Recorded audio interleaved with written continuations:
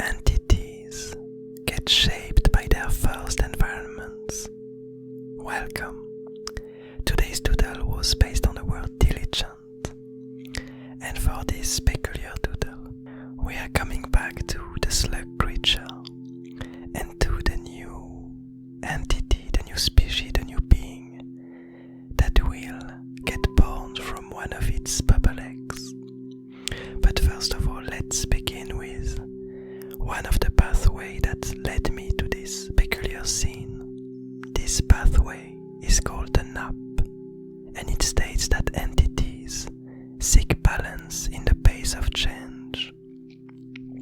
And one of the main reasons that led me back to the slug is because this pathway actually shows the slug in its sleepy state, resting under the night sky, under the misty sky. And this idea that the last time that we saw the slug, it had a long journey in front of it. And it finally managed to bring back this tiny flame to its new home, which was the lighthouse,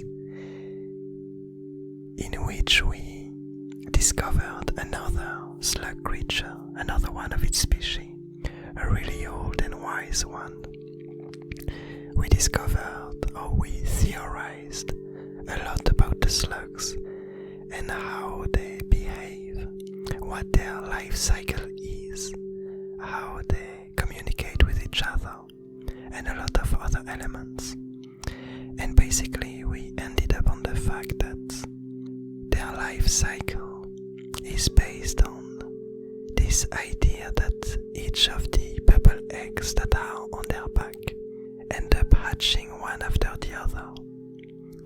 From it emerging some new species, some new creature that the slug creatures decide to bring to a new home, to a new environment that would fit these new beings. And so let's get into the second card and discuss a bit more this peculiar doodle. So the second pathway that I ended up drawing from this doodle was the deep hunger, which states that entities crave what they don't possess. And so now that I had this idea of the slug and the knowledge that the next steps in its adventures, the next steps in its journey, is the emergence of a new creature, is the hatching of one of its eggs, I pictured this scene in which the slug found a really safe place for the next egg to hatch. And inside of it, the idea is that you have all of these other egg bubbles that also wish to hatch at some point.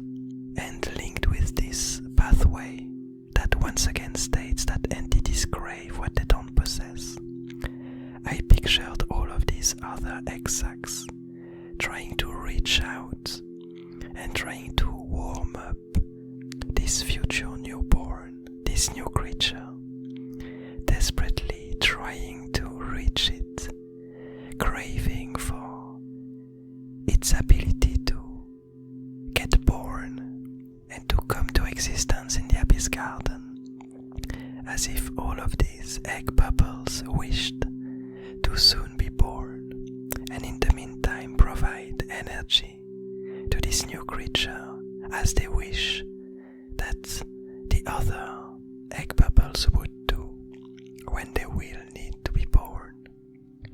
And so we end up with this scene, with this composition that I quite enjoy, in which the slug is really comfily entangled inside of this hidden cave in the abyss garden, and all of the egg bubbles are reaching out for this new creature, protecting it, providing it with warmth and energy, while the slug creature is having some kind of mental communication with it, observing its eye, and it seems like this baby creature might have a feeling of bound with the slug creature, because it's the first creature, the first being that it ever encounters, and they might probably have this feeling of parental bound, parental infant bound together. But anyway, the third card, the third pathway that I ended up drawing was the melted souls, which states that similar environments lead to intertwined fates. And the idea behind this is more of an add-on to the background story than something that we would see in the doodle. So basically the way I interpret it is that since you have all of these creatures that will end up emerging from the slug, they will probably end up having some similarities between each other and having some tiny pieces of their personalities or tiny physical things, tiny behaviors that will be similar to each other, because all of them will have lived some time with the slug creature, will have mimicked it to some point, and will have learned from it. So each of their point of views, each of these new species, new creatures, will share a bond with each other because of this parent that they all have, because of this creature that took care of them, protected them. They're all a bit like siblings, even though they all look different and their path will all be different paths. It seems like they might end up with commonalities between them. And so in the end, we end up with this new creature that has quite an intriguing shape, in which basically it has this central eye, and surrounding it you have this half body followed by 3 tentacular limbs. And it seems like this creature might be again quite of a curious one, and so far I don't have a great idea of what would its home look like, what would the place where it's gonna end up will look like.